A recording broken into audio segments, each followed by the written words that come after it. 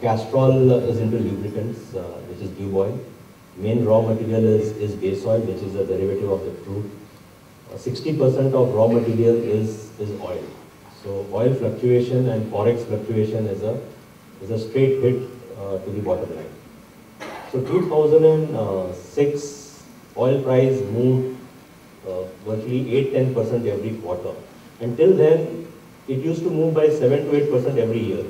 So suddenly you had a scenario where oil price was changing, it was becoming more volatile, and most FMCG organization price increases are not easy.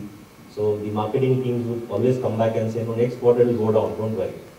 And we reached a stage where our profits were down by 25% in the third quarter of that year. That's when board started asking, what are you guys doing to manage the volatility in the COGS?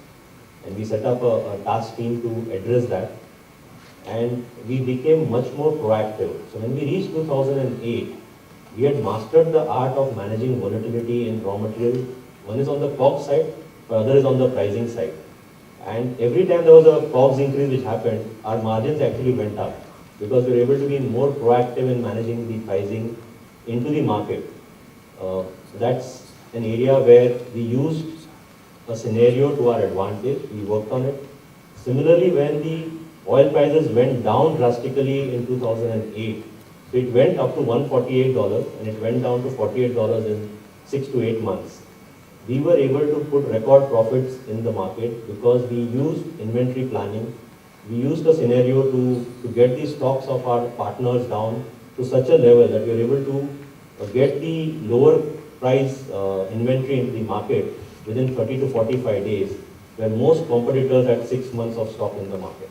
So we were able to actually grab market share. We were able to get margins which were record margins in the history of the company. And not only in India, even globally, we had a best practice which we shared, saying how do you manage inventory pipeline when there's so much of volatility, and how do you still grow your bottom line with COGS going up and down every quarter.